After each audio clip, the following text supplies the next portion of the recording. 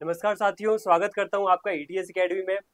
बच्चों, हमारी सीरीज चल रही है क्लास नाइन्थ की। क्लास नाइन्थ में मैं आप लोगों को एसएसटी का पॉलिटिकल साइंस पढ़ा रहा हूं, तो उसका चैप्टर 2 आज हम डिस्कस करने वाले हैं बच्चों। तो ये जो चैप्टर 2 है, ये किस पर बेस्ड है या इसका नाम क्या है? इसका नाम है कॉन्स्टिट्यूशन डिजाइन, कॉन्स्टिट्यूशनल डिजाइन। तो कॉन्स्टिट्यूशनल डिजाइन को आज हम डिस्कस करेंगे।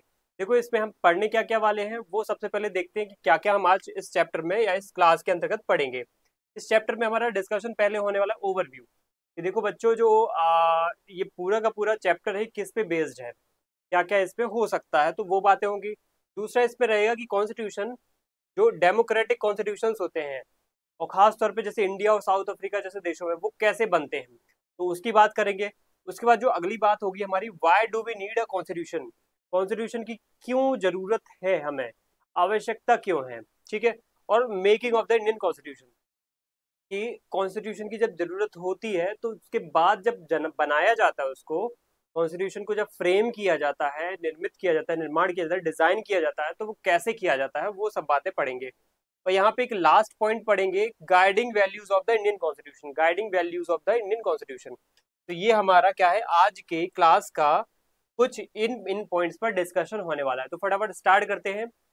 देखो, सबसे पहला अगर हमारा पॉइंट रहेगा तो वो रहेगा ओवरव्यू पर, कि ओवरव्यू दीजिए सर, ओवरव्यू दीजिए सर। सर, इस चैप्टर में पढ़ना क्या है, फटाफट बताइए पहले तो। देखो, ये कॉन्स्टिट्यूशन की फोटो दिख रही है, ये देखो कितना अच्छा लग रहा है, लेकिन ये कैसे बना है, ठीक है। पहली बात तो है कि इसकी जरूरत क्यों है, दूसरा है ये बना कैसे है, तीसरा है इसमें कौन कौन सी वैल्यूज पुट करी गई हैं, ठीक है। मतलब कौन सी गाइडिंग वैल्यूज थी जो इसमें रखी गई हैं, कौन सी ऐसी बातें जो है इसमें जोड़ी गई हैं, ठीक है। तो वो सब हम बातें इसमें डिस्कस करेंगे। तो पहली बात हम समझ लेते हैं ओवरव्यू क्या है हमारे इस क्लास का। तो आज की हम क्लास में सबसे पहले पढ़ेंगे व्हाट इज द कॉन्स्टिट्यूशन। अब देखो, व्हाट इज द कॉन्स्टिट्यूशन का आंसर क्या है, इसको मैं समझाने के पहले आपको एक बात बताऊंगा कि किसी भी देश में कॉन्स्टिट्यूशन बनाना एक सबसे जरूरी बात है। कैसे जरूरी बात है?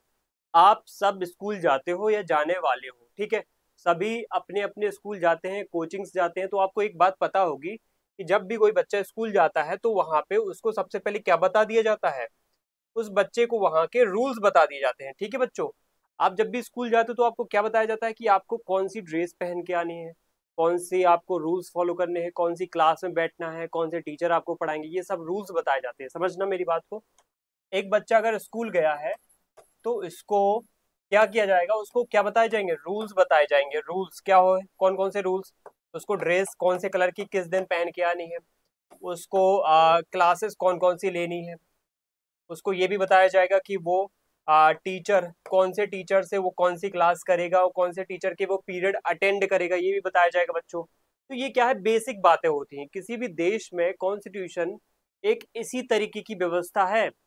जैसे स्कूल में रूल्स वगैरह जो बनाए गए हैं, आपके लॉ एंड ऑर्डर टाइप की बातें बनाई गई हैं, आपके प्रिंसिपल साहब आपको क्या है, गाइड करते हैं कि ये बातें ध्यान रखना।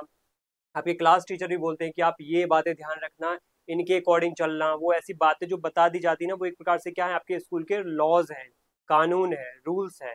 तो वैसे ही एक देश में, हमारे पूरे देश में एक क्या है, एक रूल बुक होती है पूरे देश को चलाने के लिए। हमारे India, America, Japan, south Africa जैसे बड़े बड़े देश हैं, ऐसे बहुत सारे देश हैं जिनको चलाने के लिए क्या चाहिए रहती है, एक रूल बुक चाहिए रहती है। उस रूल बुक को ही हम कहते हैं कॉन्स्टिट्यूशन। जैसे एक स्कूल को चलाने के लिए एक रूल्स होते हैं, कई सारे रूल्स होते हैं, वैसे एक देश को चलाने के लिए एक रूल्स बुक होती है, उसको बोलते हैं कॉन्स्टिट्यूशन। इसमें लिखा क्या होता है, देखो, इसमें लिखा होता है कि देखो कोई व्यक्ति, उसको कौन कौन से राइट्स होंगे। राइट्स मतलब वो कहीं इधर उधर घूम सकता है क्या, कि घूमने पे भी पाबंदी है। वो कहीं वोट डाल सकता है क्या, अगर वो पावर नहीं है तो फिर वो क्या है, वो उसको मना किया जाएगा। क्या इसमें ये भी लिखा होगा कि कोई व्यक्ति को अपने डेवलपमेंट करने के लिए कौन कौन से काम करने चाहिए, कौन कौन से काम नहीं कर सकता है वो, ठीक है। इसमें ये भी लिखा होगा कि हमारे देश में रूलर जो पीएम है, सीएम है, वो कैसे बनेंगे। हमारे देश में court, supreme court, high court, ये कैसे काम करेंगे, ये सब बातें इसमें लिखी हुई हैं। तो पूरे के पूरे देश का जो एक कह सकते हैं ना स्ट्रक्चर है, चाहे लीगल हो, चाहे एग्जीक्यूटिव का हो, चाहे लेजिस्लेचर का हो, चाहे राइट्स का हो, चाहे डीपीएसपी यानी कि आप अपनी ग्रोथ, अपने डेवलपमेंट, अपने जो आगे वृद्धि के लिए आप कुछ कुछ गतिविधियां, एक्टिविटीज करते हो, तो उसके क्या क्या रूल्स एंड रेगुलेशन है। इवन आप अगर सड़क पे चल रहे हो तो आपको कौन कौन से सड़क के रोड्स के जो रूल्स हैं, ट्रैफिक लाइट के जो रूल्स हैं वो कौन कौन से, हेलमेट के रूल्स, सीट बेल्ट के जो अलग अलग रूल्स हैं फॉलो करने पड़ेंगे, तो वो सब बातें भी कहीं ना कहीं इसी के माध्यम से आपके सामने आती हैं। ठीक है, तो हमने एक बात ये समझ ली कि किसी भी देश को चलाने के लिए कॉन्स्टिट्यूशन की आवश्यकता होती है, वैसे ही एक स्कूल को चलाने के लिए हमें क्या है, एक रूल बुक की आवश्यकता होती है। उसी को आप आधार मान के हुए पढ़ो। ठीक है, अब आगे बढ़ते हैं। हमारा आगे का डिस्कशन किस पे होने वाला है कि what is the constitution. What is the constitution? Constitution is a set of fundamental rules and principles. Constitution set of fundamental rules and principles. इसमें कुछ ऐसे फंडामेंटल रूल्स और प्रिंसिपल्स लिखे हुए हैं जो क्या करते हैं, जो बताते हैं कि आपको ये करना है और ये नहीं करना है। जैसे स्कूल में आपको बता दिया जाता है ना कि मस्ती नहीं करना है, शरारत नहीं करना है, किसी को परेशान नहीं करना है, और बता दिया जाता है कि सिर्फ पढ़ाई करना है, कुछ स्पोर्ट एक्टिविटी करना है, आपको सीखना है, प्रैक्टिकल्स करने हैं। तो ये बातें क्या है, जैसे स्कूल में सिखाई गई हैं वैसे एक देश में कॉन्स्टिट्यूशन के माध्यम से आपको सिखाई जाएंगी। या मैं आपको वही सिखा रहा हूँ कि एक देश के नागरिक होने के नाते हर एक बच्चे को पता होना चाहिए कि कॉन्स्टिट्यूशन क्या है और उसको कैसे उसको फॉलो करना है। इसमें इसको कॉन्स्टिट्यूशन को supreme law of the country भी कहा जाता है। Supreme law of the country क्या कहा जाता है? Supreme law of the country. ये सबसे बड़ा लॉ है भारत का या किसी भी देश का। कॉन्स्टिट्यूशन क्या होता है?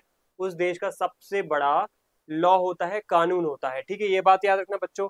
उसके बाद दूसरा है कि इसको डिटरमाइंस करने वाले फैक्टर्स क्या है। जैसे मैं बोल दूं कि जरा बताओ तो सर डिटेल में थोड़ा सा कि वो रूल्स कौन कौन से होते हैं, कौन से ऐसे रूल्स इसमें लिखे हुए इस कॉन्स्टिट्यूशन, इतनी बड़ी किताब आपने इसमें फोटो डाल दी है, इसमें लिखा क्या गया है, मैं बताता हूँ। देखो, इसमें एक्चुअल में कुछ बेसिक बातें ये लिखी हैं कि एक व्यक्ति को कौन कौन से राइट्स मिलेंगे, कौन कौन से राइट्स मिलेंगे। जैसे वो हर एक व्यक्ति बराबर है या नहीं है, कोई नीची जाति का है, कोई ऊपर ऊपरी बड़ी जाति का है, तो क्या उनमें बराबरी का हक है कि नहीं है। हमारे आपने हिस्ट्री में पढ़ा होगा पुराने जमाने में कितना जाति वाला काम चलता था, जातिवाद चलता था। ऊपर ऊपर बड़ी बड़ी जाति वाली नीची जातियों को कितना नुकसान पहुंचाते थे, परेशान करते थे। लेकिन अब हमारे कॉन्स्टिट्यूशन ने क्या कर दिया, सभी जातियों जनजातियों को बराबर कर दिया है। तो राइट्स देख सकते हैं, राइट्स सभी सिटीजन को मिल चुके हैं। और कैसे राइट्स? आपको धर्म, अपने हर एक धर्म के राइट्स आपको मिल चुके हैं। आपको कहीं पे भी आने जाने के राइट्स मिल चुके हैं। आपको कुछ भी खा सकते हो, कुछ भी पहन सकते हो, कुछ भी ओढ़ सकते हो, कुछ भी किसी भी टाइप के घर में रह सकते हो, कहीं पे भी रह सकते हो, किसी भी राज्य में रह सकते हो। तो ये राइट्स हैं आपके, है ना। तो ऐसी कई सारी चीजें आपको मिली हुई है। Powers of the government, powers of the government कि एक सरकार जो है उसको कौन कौन सी पावर होगी, उसको कौन सी पावर नहीं होगी। अब सरकार ये भी डिसाइड करने लग जाए कि आप कौन से कपड़े पहनोगे, तो क्या ये सरकार की पावर होने चाहिए? आप खुद बताओ। नहीं, ये पावर तो उस व्यक्ति की होने चाहिए। आप यही मानोगे ना सर, ये पावर सरकार को नहीं देना चाहिए, ये पावर तो उस व्यक्ति को देना चाहिए, उस पर्सन को दे दो जिसको कपड़े पहनना है। तो वही डिसाइड करेगा ना कि उसको क्या कपड़े पहनना है। और सरकार यहाँ पे बड़े बड़े काम करे, तो बड़े बड़े जो पावर्स होती, बड़े बड़े जो काम होते हैं वो सरकार करती है। ठीक है, और उसके बाद अगर दूसरी बात हम करें, यहाँ पे तीसरी बात करें, how the government should function, कि कैसे गवर्नमेंट को अल्टीमेटली फंक्शन करना चाहिए। गवर्नमेंट कौन कौन से काम करेगी, गवर्नमेंट कौन कौन से काम नहीं करेगी, और किस तरीके से करेगी, किस तरीके से उसको करना चाहिए। ये चाहिए वाली बात यानी कि एक आइडियलिस्टिक तरीके से बोली गई है कि देखो हमें, है ना, अच्छे अच्छे काम करने चाहिए, सरकार को ये काम करने चाहिए, वैसी बातें है ना। In democracies rulers are not free to do whatever they like, है ना। ये बात भी इसमें लिखी हुई है कॉन्स्टिट्यूशन में कि सरकार को क्या करना चाहिए। और रूलर्स के लिए, अब सरकार में रूलर्स ही तो बैठते हैं आपके, आपने जिनको वोट दिया है, आपके मम्मी पापा ने जिनको वोट दिया है। तो इसमें ये भी लिखा हुआ है कि कोई भी पर्सन अगर रूलर बनता है, लीडर बनता है, तो वो क्या कर सकता है और क्या नहीं कर सकता, क्या उसकी पावर है और क्या पावर नहीं है। इसीलिए कॉन्स्टिट्यूशन कहीं ना कहीं अगर अच्छा होगा तो रूलर भी कहीं ना कहीं अच्छे काम करेगा, अगर कॉन्स्टिट्यूशन बुरा तो रूलर भी बुरा। अगर मैं बोल दूं कॉन्स्टिट्यूशन में लिखा है कि रूलर्स आपके घर में हर एक एक्टिविटी को भी क्या है, कंट्रोल करेगा। घर में आप कैसे रहते हो, घर में क्या पहनते हो, क्या खाते हो, और स्कूल कौन से जाते हो, वो भी आपके रूलर्स बताएं आपको, और आपको करना ही पड़ेगा। तो आपको कैसा लगेगा? बुरा लगेगा कि सर ये तो बुरा हो गया, यानी ये कॉन्स्टिट्यूशन में गलत ही लिखा है, तो रूलर्स भी फिर गलत करेंगे। इसीलिए अगर कॉन्स्टिट्यूशन में अच्छी बातें लिखी होंगी तो रूलर्स भी अच्छे होंगे। इसीलिए कॉन्स्टिट्यूशन में कोशिश ये की जाती है कि अच्छी बातें ही ऐड करें, ठीक है। सो इसमें ये कह सकते हैं in democracies rulers are not free to whatever they like, to do whatever they like. वो कुछ भी नहीं कर सकते, बट वो एक सीमित दायरे जो कॉन्स्टिट्यूशन में लिखा है, जो अच्छी अच्छी बातें लिखी हैं वो कर सकते हैं, ठीक है। तो ये बातें यहाँ पे आपको पता होना चाहिए। इसके बाद आगे चलते हैं। आगे का क्या है हमारा पॉइंट, देखो की क्वेश्चन यहाँ पे लिखे, की क्वेश्चन अबाउट कॉन्स्टिट्यूशन डिजाइन, कि कॉन्स्टिट्यूशन को डिजाइन करते वक्त कौन कौन से क्वेश्चंस खड़े होते हैं। सबसे पहला बात यहाँ पे आप खुद ही समझो, कॉन्स्टिट्यूशन एक किताब है। जैसे मैं यहाँ पे एक किताब उठा के दिखाऊं आपको, ये मान लेते एक पेज लेगा, इस पेज को अगर आपको इस पेज में कुछ भी लिखना है तो पहले तो क्या करोगे, कोशिश ये करोगे कि क्यों लिख रहा हूं मैं, आखिर लिखना क्यों है मुझे, पहले ये बात आएगी सामने। उसके बाद आएगा कि मैं कैसे लिखूं इस पे, ठीक है। और उसके बाद आएगा कि इस पे तरीके क्या क्या होने चाहिए लिखने के, पेन पेंसिल। उसके बाद आएगा कि इसमें बातें जो लिख रहा हूं मैं वो कौन कौन सी अच्छी अच्छी बातें लिखूं। अच्छी अच्छी बातें लिखना है, बुरी बातें नहीं लिखना, मैंने बताया ना। बुरी बातें लिख दोगे तो फिर बुरे लोग आपकी सरकार में बैठ जाएंगे, बुरे रूलर्स बैठ जाएंगे, बुरे काम करेंगे, फिर वो डिक्टेटर बन जाएंगे, ठीक है। इसीलिए सबसे पहले यहाँ पे ये समझना जरूरी है कि why do we need a constitution, आखिर बनाना क्यों है कॉन्स्टिट्यूशन, क्यों बनाना है। How are constitution drawn up, constitution को कैसे आप खींचोगे, कैसे लिखोगे, कैसे तैयार किया जाएगा।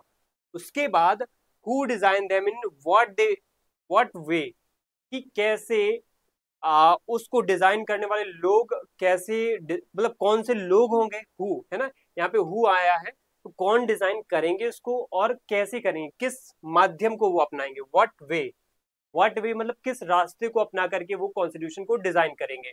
उसके बाद आता है व्हाट वैल्यूज, कि वो कौन सी ऐसी वैल्यूज, ठीक है, वो कौन सी ऐसी वैल्यूज उसमें रखेंगे। जैसे मैं यहाँ पे कॉन्स्टिट्यूशन का एक बनाता हूँ, एक जैसे एक किताब है हमारे देश के कॉन्स्टिट्यूशन की, तो सबसे पहले हम तो ये कोशिश करेंगे कि वाई, हम ये बना क्यों रहे हैं, हम ये बना क्यों रहे हैं।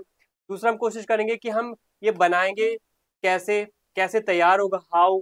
फिर उसके बाद आएगी तीसरी बात यहाँ पे कि हु, कौन बनाएगा, मैं बनाऊंगा कि तुम बनाओगे, मैं बनाऊंगा या तुम बनाओगे, ठीक है, मतलब कई सारे लोगों के बीच में ये बात छिड़ेगी। फिर वाट, कौन सी बातें इसमें लिखेंगे, कौन सी ऐसी बातें हैं जो इसमें लिखी जाएंगी।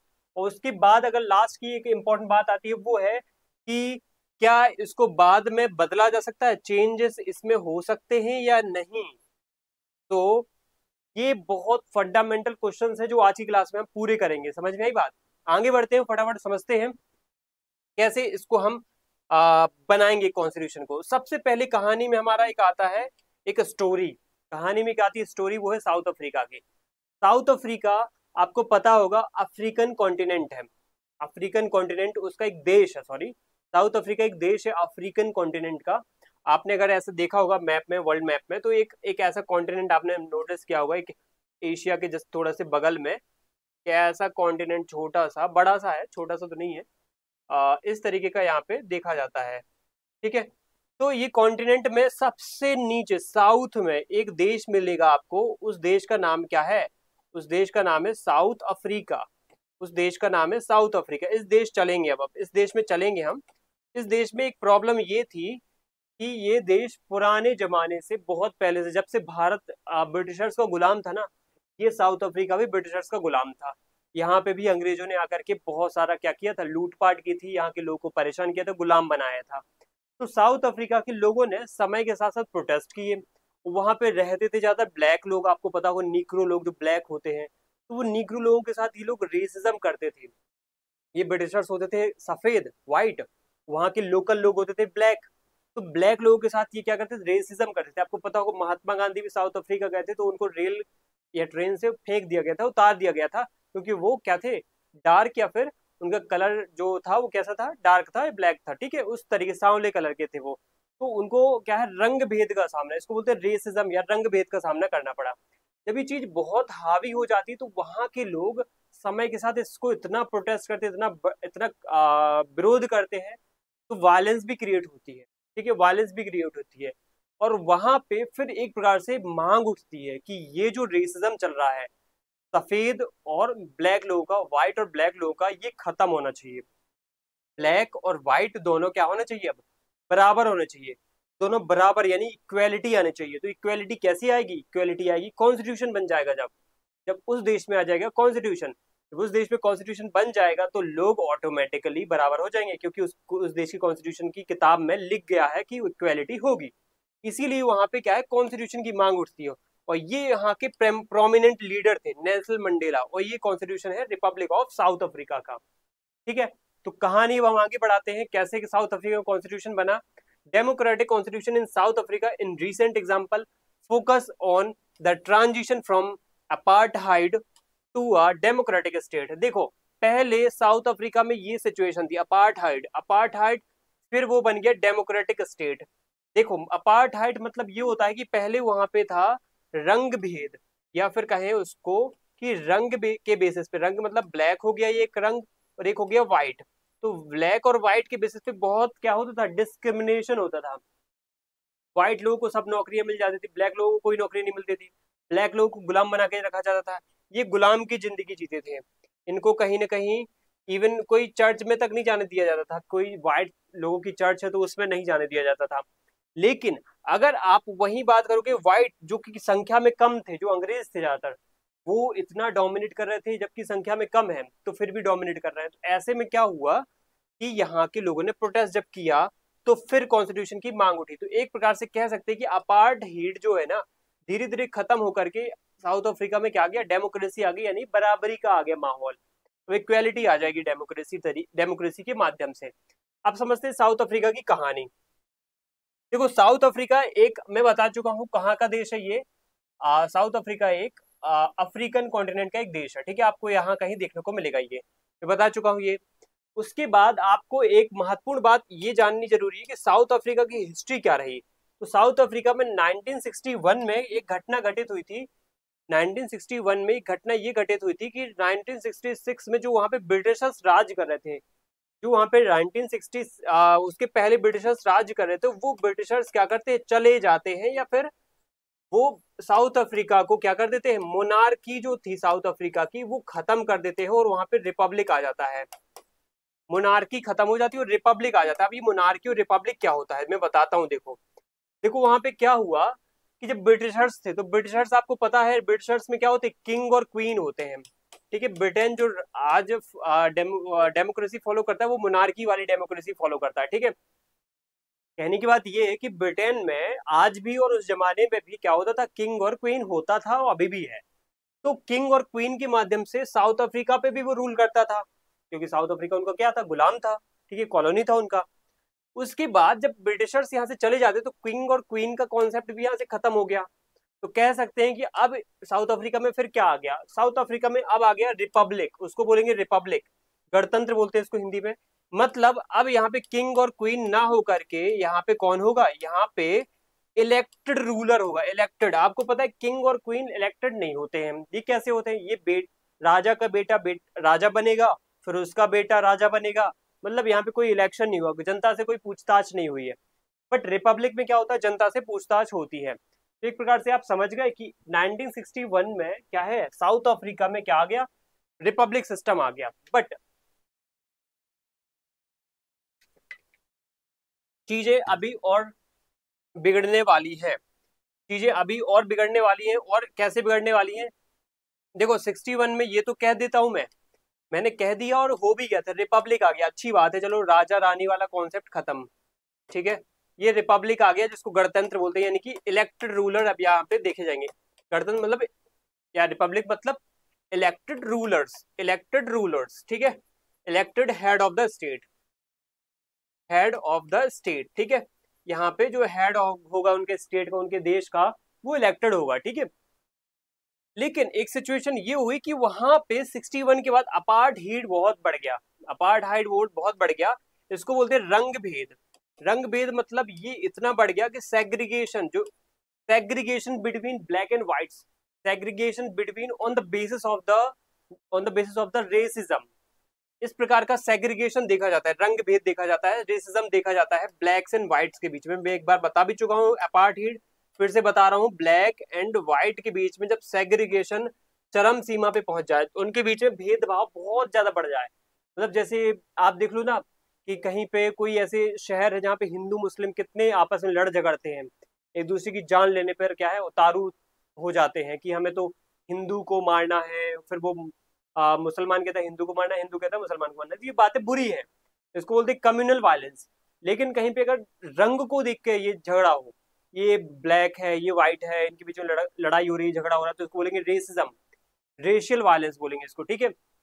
तो इस तरीके की जो चीजें होती हैं ये बहुत ही घातक होती हैं। साउथ अफ्रीका में इतना वायलेंस बढ़ गया, साउथ अफ्रीका में इतने लोग मारे जा रहे हैं, इतना हिंसा वहां पे हो रही है, लोग मर रहे हैं, लोग क्राइम कर रहे हैं, क्राइम रेट बहुत बढ़ गया अपार्टहाइड के चक्कर में। क्योंकि वहां पे जो ब्लैक लोग है ना, वो ब्लैक लोग प्रोटेस्ट कैसे करते थे, वो प्रोटेस्ट तो चलो करते थे, लेकिन वो अब क्राइम की दुनिया में उतर करके प्रोटेस्ट अपनी कहीं ना कहीं विरोध जता रहे हैं वो। तो क्राइम इतना बढ़ा दिया है, फिर व्हाइट लोगों के साथ अत्याचार भी हो रहे हैं, मतलब कैसे इनडायरेक्ट वे में हो रहे हैं, कहीं ना कहीं उनको उनके साथ क्राइम हो रहा है, उनके साथ चोरी हो रही है, उनके मर्डर हो रहे हैं। फिर व्हाइट लोग क्या कर रहे हैं, ब्लैक से बदला लेने के लिए उनको कहीं जेल में डाल रहे हैं, उनको फांसी पे लटका रहे हैं। तो ऐसे में और टेंशन क्रिएट होता जा रहा है, ब्लैक्स व्हाइट्स के खिलाफ, व्हाइट्स ब्लैक्स के खिलाफ बहुत हद तक क्या हो रहे हैं, मारने मरने मारने पर उतारू है। ऐसी सिचुएशन में क्या होता है, एक पार्टी सामने आती है, मैं पार्टी का नाम आगे बताऊंगा आपको। लेकिन एक ये फोटो आप देखो, सबसे पहले फोटो ये है, जो एक वाइट ब्लैक है, ये व्हाइट को किस नजर से देखता हो, ये जो व्हाइट वाला है ब्लैक को किस नजर से देखता है, और किस बुरी नजर से देखता है, वो यहाँ पे आपको इस फोटो में समझ में आएगा, ठीक है। अब हम ये पढ़ते हैं कि सर ये बताइए कि आगे फिर क्या होता है कहानी में। आगे देखो कहानी में अच्छी बातें आती है, हैप्पी एंडिंग तो होती है, लेकिन बहुत बाद में होती है। 61 से लेकर के आप देख लो 30 से 35 साल तक इन लोगों को बहुत फेस करना पड़ा। साउथ अफ्रीका में इतने मतलब 30 से 35 साल तक उन लोगों को, 30 से 34 साल तक उन लोगों को बहुत हद तक क्राइम, वायलेंस और डेथ्स वगैरह है ना, मतलब इतना सारा बुरी चीजें फेस करनी पड़ी, जिससे वहां पे बहुत बुरी केओस जैसी सिचुएशन क्रिएट हो गई, ठीक है। ऐसे में एक पार्टी थी जिसने इसको लीड किया था, ये अगर मैं बोलूँ कि साउथ अफ्रीका में जो ब्लैक्स के राइट्स हैं, ब्लैक्स की जो ब्लैक लोग हैं उनके जो राइट्स की बात करना, उनके मुद्दों को उठाना, उनके लिए अच्छी बातें करना, उसमें एक पार्टी इन्वॉल्व थी, वो थी अफ्रीकन नेशनल यूनियन, ठीक है। यहाँ पे उसका नाम बताऊंगा, इसके पहले एक जो डेट ये लिखी हुई है, इस डेट को थोड़ा समझ लो। ये जो डेट लिखी हुई है ये वाली दूसरी, इसमें लिखा है अप्रैल 27 1994। इस दिन क्या हुआ था, ये जो ब्लैक और व्हाइट का बीच में एक जो झगड़ा था ना, वो खत्म हो गया। उनके बीच में एक जो भेदभाव वाला जो एक कानूनी एक जो चलता आ रहा था व्यवस्था, वो भी खत्म हो गई। एक्चुअल में होता ये था कि जो व्हाइट्स होते थे ना, इन लोगों ने एक लॉ ही बना रखे थे, ऐसे ऐसे कानूनी बना रखे थे, ये बड़े बड़े पदों पे बैठे हुए थे, ये सरकार भी चला रहे थे, और इन्होंने लॉ भी ऐसे बना रखे थे जिसमें ब्लैक लोगों के साथ भेदभाव ज्यादा होता था, और व्हाइट लोगों के साथ क्या है, उनको रिजर्वेशन ज्यादा मिल जाता था। तो ऐसे में और ज्यादा प्रोटेस्ट क्या है, हावी हो गए, बढ़ गए थे। जब ये लॉ ही खत्म करे तब जाके ये क्या है, प्रोटेस्ट शांत हुए, और वो टाइम था अप्रैल 1994 का। और तब जाकर के यहाँ पे साउथ अफ्रीका में स्टेबिलिटी आई, वहां पे कॉन्स्टिट्यूशन बना, वहां पे एक प्रकार से राइट्स लोगों को मिले, और बराबर से ब्लैक और व्हाइट सामने आए। फिर अब आगे बढ़ते हैं, हमारी क्लास का आगे का डिस्कशन देखते हैं। देखो, democratic constitution in South Africa, समझते हैं डेमोक्रेटिक कॉन्स्टिट्यूशन कैसे यहाँ पे बना। स्ट्रगल अगेंस्ट अपार्टहाइड, देखो जो साउथ अफ्रीका में चल रहा था उसके खिलाफ बहुत बड़े पैमाने पर स्ट्रगल होता है। कैसे स्ट्रगल होता है, लोग बॉयकॉट ये सब के ऐसे रैलीज निकालते हैं, नारे निकालते हैं, नारे लगाते हैं। और कई सारे लोग, एक अच्छी बात ये थी, कई सारे ब्लैक लोगों के साथ व्हाइट लोग भी सपोर्ट करते थे, जैसे ये फोटो में देखो कुछ व्हाइट लोग भी हैं जो उनका सपोर्ट कर रहे हैं। तो अपार्टहाइड जो एक प्रकार से ब्लैक एंड व्हाइट का एक जो वायलेंस प्रोटेस्ट चल रहा था, ब्लैक्स का व्हाइट के खिलाफ अगेंस्ट, तो वो अब क्या है, एक प्रकार से बढ़ चढ़ करके सामने आता है। कब की बात है, 1961 के बाद की बात है, ठीक है।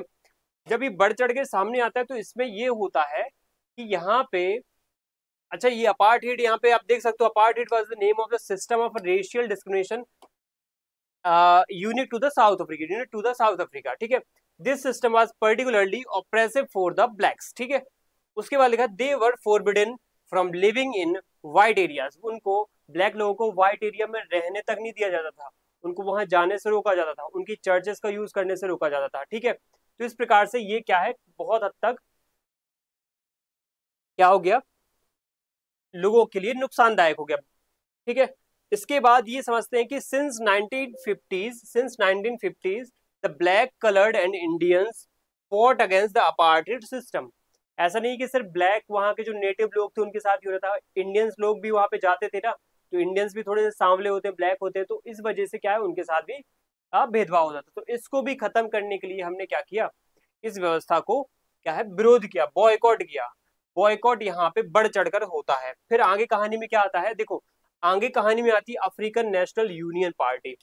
ठीक है, ये पार्टी और इसके लीडर थे ये, इनका नाम है नेल्सन मंडेला। ठीक है, इनका नाम क्या है, नेल्सन मंडेला। तो नेल्सन मंडेला ने क्या किया यहाँ पे, इस पार्टी को लीड किया, एएनसी अफ्रीकन नेशनल यूनियन को। और उन्होंने क्या किया यहाँ पे इस रेजिस्टेंट को और आगे बढ़ाया। Resistant the African national Congress, sorry African national union बोल गया मैं, African national Congress, sorry African national Congress ने क्या किया यहाँ पे, एक अम्ब्रेला ऑर्गेनाइजेशन के रूप में काम किया। अम्ब्रेला ऑर्गेनाइजेशन मतलब ये क्या है, ये सबसे बड़ा ऑर्गेनाइजेशन है, उसके अंतर्गत कई सारे प्रोटेस्ट चल रहे हैं, उसके अंतर्गत कई सारे एजिटेशन चल रहे हैं, उसके अंदर कई सारे लोग रेजिस्ट कर रहे हैं लोगों को, मतलब व्हाइट्स के खिलाफ। तो एक बड़ी बॉडी है ये, एक बड़ी पार्टी है जो क्या कर रही है, सभी टाइप के प्रोटेस्ट को, सभी टाइप के विरोधों को, सभी टाइप की जो भी साउथ अफ्रीका में इन ब्लैक्स के खिलाफ जो अत्याचार हो रहे हैं उनके लिए क्या है प्रोटेस्ट में लीडर का काम कर रही है party, ANC African national Congress. तो इस पार्टी को लीड कर रहे थे उस टाइम पे क्या है, नेल्सन मंडेला। ये है नेल्सन मंडेला। तो ये नेल्सन मंडेला लीड कर रहे थे, यानी कि ये नेतृत्व करता थे। अब आपको पता होगा कि इस तरीके की जो बातें करेगा, प्रोटेस्ट करेगा, तो उसके साथ अच्छा बर्ताव तो करेगी नहीं वहाँ के व्हाइट लोग। तो व्हाइट लोगों की सरकारों ने क्या किया, वहाँ की सरकार ने 1964 में Nelson Mandela and 7 other leaders were sentenced to life imprisonment in 1964, daring to oppose the apartheid regime to in his country। कहने की बात यह कि नेल्सन मंडेला ने जैसे ही इस प्रोटेस्ट को लीड करना शुरू किया और उसको बड़े पैमाने पे फैलाया, उनके साथ 7 और लोगों को लाइफ इम्प्रिजनमेंट यानी कि जीवन भर उम्र कैद, ठीक है, वही उम्र कैद आपको हो गई, इनको होगा जाती है। तो जब इनको उम्र कैद हो जाती है तो ये क्या है, फिर जेल में चले जाते हैं। अब जेल में इनको डाल दिया गया। जब इनको जेल में डाल दिया जाता है उसके बाद क्या होता है, उसके बाद ये होता है कि बहुत समय बाद जब वहां पे, अब समय कितने समय बाद, मैं बोलूं कितने समय बाद, अगर आप भी पूछो कि कितने समय बाद, आप देखो 1961 से लेकर के 1994 तक की बात करें तो कितना टाइम हो जाता है इसके बीच में, इसके बीच में हो जाता है एक प्रकार से आपका 33 साल का टाइम। ठीक है, 33 साल का टाइम हो जाता है। और 33 साल बाद, 33 से 34 साल बाद यहाँ पे माहौल अब ठंडा पड़ जाता है, विरोध जो है ना कम हो जाते हैं, और व्हाइट लोग भी समझ जाते हैं कि अब हमें क्या है बराबरी से काम करना चाहिए, ब्लैक लोगों को भी बराबरी का मौका देना चाहिए। तो वो क्या करते हैं यहाँ पे सबसे पहले तो क्या करते हैं, नेल्सन मंडेला की उम्र कैद को खत्म करते हैं और उनको रिहा कर देते हैं। नेल्सन मंडेला बाहर आकर के क्या करते हैं, बहुत अच्छी अच्छी गतिविधियां करते हैं, टूवर्ड्स अ न्यू कॉन्स्टिट्यूशन पे काम करते हैं। नेल्सन मंडेला ने क्या काम किया कि वहां पे सबसे पहले यही काम किया कि blacks and whites are equal, blacks and whites are equal, ये व्यवस्था यहाँ पे पैदा की। इस तरीके की बातें करना उन्होंने शुरू किया टूवर्ड्स अ न्यू कॉन्स्टिट्यूशन। उन्होंने ऐसा नहीं किया कि नहीं अब ब्लैक्स इंपॉर्टेंट, ज्यादा important, blacks is more powerful than whites, है ना। उन्होंने बदले की भावना से काम नहीं किया, बदला नहीं लिया, ऐसा नहीं है। उन्होंने, उनके पास सत्ता आई तो उन्होंने व्हाइट्स को कमजोर कर दिया, उन्होंने बराबरी का काम किया। अब ये होती है अच्छी बात है, एक अच्छा लीडर क्या करेगा, कॉन्स्टिट्यूशन में अच्छी बातें ऐड करेगा, ठीक है। तो उन्होंने अच्छी बातें लिखी और बराबरी वाली बातें जोड़ दी। इसमें ये हुआ कि towards a new constitution a protest and struggles against apartheid had increased in white regime changed its policies, है ना। फिर जब बहुत अपार्थाइड जब बढ़ जाता है तो फिर वहां पे प्रोटेस्ट भी बढ़ते हैं और फिर वहां पे ये व्हाइट लोग क्या करते हैं, अपने रिजीम को चेंज कर देते हैं और नेल्सन मंडेला को छोड़ दिया जाता है। 28 साल वो जेल में रहते हैं, उसके बाद उनको छोड़ा जाता है और नेल्सन मंडेला जब रिलीज हो जाते हैं जेल में, फिर वो कॉन्स्टिट्यूशन पे काम करना शुरू कर देते हैं। ये देखो date, midnight of 26th of April 1994 democracy was adopted as a form of government in South Africa। अब साउथ अफ्रीका में डेमोक्रेसी आ चुकी है और डेमोक्रेसी कहीं ना कहीं बल देगी अब कॉन्स्टिट्यूशन पे, ठीक है। तो अब होगा डेमोक्रेसी, अब होगा यहाँ पे कॉन्स्टिट्यूशन का डिजाइन, साउथ अफ्रीका में कॉन्स्टिट्यूशन का डिजाइन होगा, ठीक है। तो इस तरीके से बातें आगे बढ़ती हैं। फिर क्या होता है, फिर न्यू डेमोक्रेसी यहाँ पे क्रिएट होती है।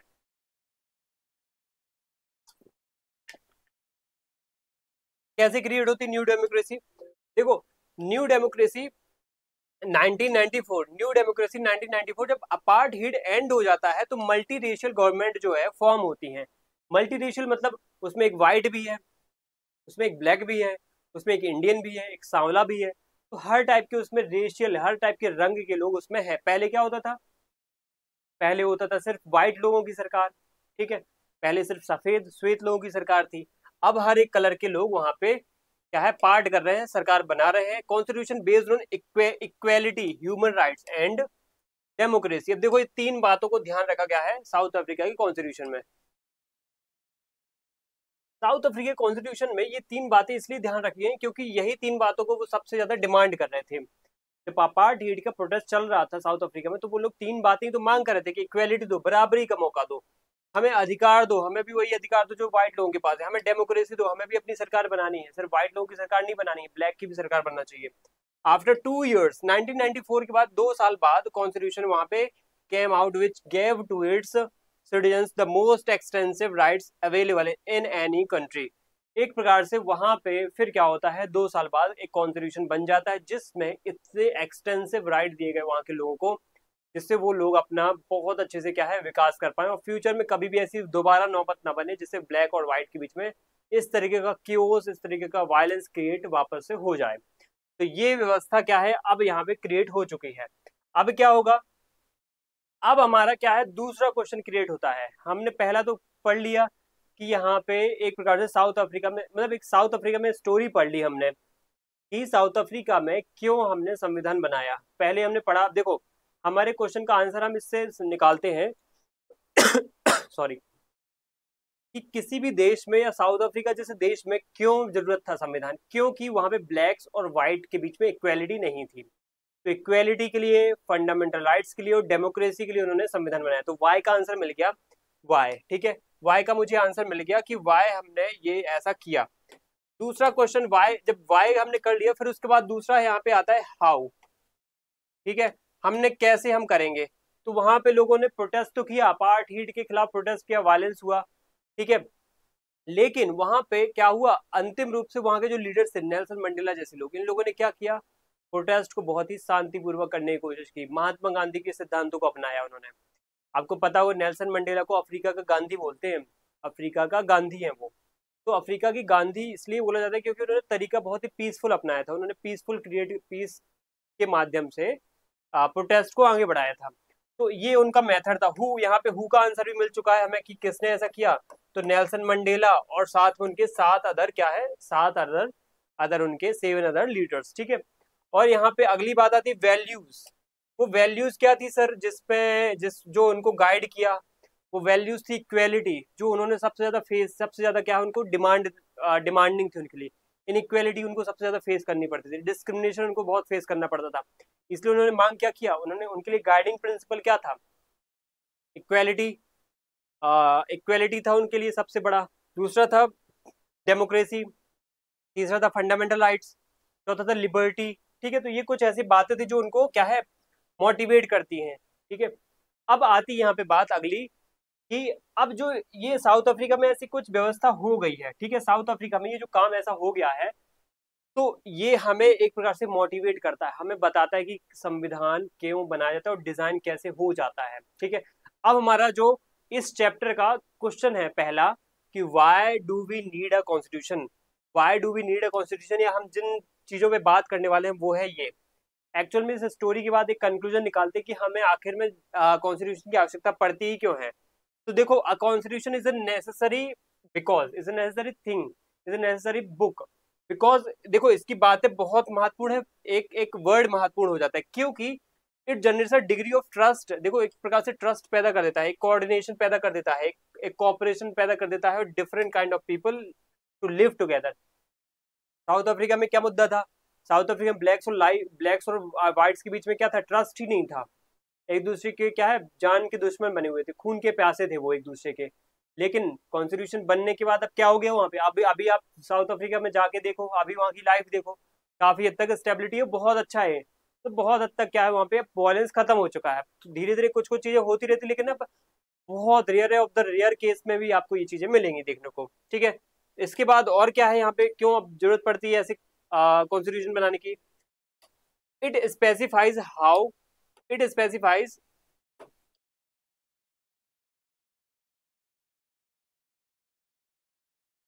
It specifies how the government will be constituted, who will have the power to take which decision. ठीक है, यहाँ पे ये भी बहुत महत्वपूर्ण है कि how the government will be constituted.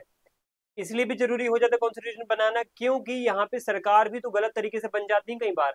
वो व्हाइट लोगों की सरकार बनी थी, वो कर भी क्या रही थी, व्हाइट लोगों को ही सपोर्ट करती थी और ब्लैक के साथ डिस्क्रिमिनेशन करती थी, भेदभाव करती थी, नौकरी नहीं देती थी उनको, उनको कोई रोजगार नहीं देती थी, उनको कोई रहने की व्यवस्था नहीं थी, वो चर्च में नहीं जा सकते हैं। तो इतने सारे भेदभाव करने से ये सरकार भी बुरी हो जाती है, इसलिए कॉन्स्टिट्यूशन के अकॉर्डिंग सरकार बनना जरूरी है। It lays down limits to it lays down limits on the powers of the government and tells us what the rights of the citizens are. ठीक है, और लोगों को राइट देता है, ये कॉन्स्टिट्यूशन जिस देश में होता है ना तो लोगों को राइट देता है। It expresses the aspiration of the peoples about creating good society, और इससे क्या होता है, एक अच्छा सोसाइटी क्रिएट होता है, एक अच्छा समाज क्रिएट होता है। ठीक है, तो ये बातें यहाँ पे हो जाती हैं। अब अगला है वाई अ कॉन्स्टिट्यूशन। ठीक है, देखो एक कॉन्स्टिट्यूशन ही क्यों बनाना पड़ता है। ठीक है, हमने पढ़ा कि हमें कॉन्स्टिट्यूशन की आवश्यकता क्यों है और कॉन्स्टिट्यूशन ही क्यों। अब उसका हमें समझ में आएगा आंसर कि कॉन्स्टिट्यूशन ही क्यों। देखो कॉन्स्टिट्यूशन मीन्स होता है ट्रस्ट एंड यूनिटी। किसी देश में कॉन्स्टिट्यूशन है तो ट्रस्ट और यूनिटी होती है, तो हर एक व्यक्ति अगर उसी ट्रस्ट और यूनिटी के साथ चलेगा, एक कॉन्स्टिट्यूशन में लिखा है कि सब बराबर है तो सबको भरोसा होता है और यूनिटी होती है उनके बीच में। जैसे इंडिया में है, इक्वेलिटी सबको बराबर तरीके से मिलेगी, कोई उनके places of birth, caste, race, gender, religion के बेस पे कोई डिस्क्रिमिनेशन नहीं होगा। तो वही बात क्या है यहाँ पे, हमारे हर एक देश के कॉन्स्टिट्यूशन में होता है कि ट्रस्ट और यूनिटी को बढ़ावा देता है, गवर्नेंस, ये गवर्नेंस को बढ़ावा देता है। जैसे ट्रस्ट और यूनिटी जैसे देशों में आप देख सकते हो कहाँ पे देखी जाती है, इंडिया और स्विट्जरलैंड जैसे देश इस चीज को बहुत ज्यादा हद तक क्या है बढ़ावा देते हैं। गवर्नेंस की बात करते हैं, यूएस और जर्मनी जैसे देश गवर्नेंस के लिए क्या है, कॉन्स्टिट्यूशन को बढ़ावा देते हैं, कॉन्स्टिट्यूशन जरूरी है उनके लिए।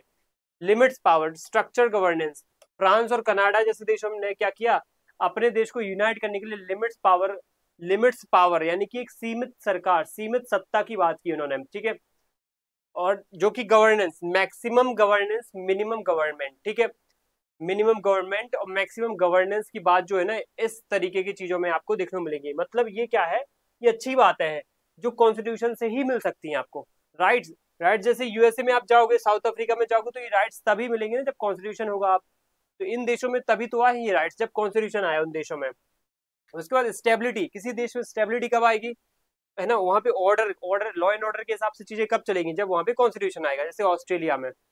अब रूल ऑफ लॉ यानी कि हर एक चीज जो है ना वो क्या होना चाहिए, लॉ के अकॉर्डिंग होना चाहिए, यानी कि लॉ का राज चलना चाहिए, लॉ का शासन होना चाहिए। तो ये कैसे होगा, ये होगा जब कॉन्स्टिट्यूशन आएगा। जैसे आप यूएसए और जापान में चले जाओगे तो वहां पे हर चीज पे नजर किसकी होती है, लॉ की होती है। चाहे राष्ट्रपति हो, चाहे कोई नौकर या चपरासी क्यों रहो, सब कोई लॉ के अकॉर्डिंग या रूल के जो भी बने हुए रूल, लॉ एंड ऑर्डर उनके बने हुए उनके अकॉर्डिंग ही चलते हैं। वैल्यूज, किसी भी देश में अगर वैल्यूज पे बढ़ावा देना है तो उन देशों में क्या है, कॉन्स्टिट्यूशन बहुत जरूरी हो जाता है, उस कॉन्स्टिट्यूशन में वैल्यूज पे भी बल देना होता है, जैसे इंडिया और आयरलैंड। इसके बाद आप आगे देखोगे democratic norms. Democratic norms essential for all democracies, UK and Brazil.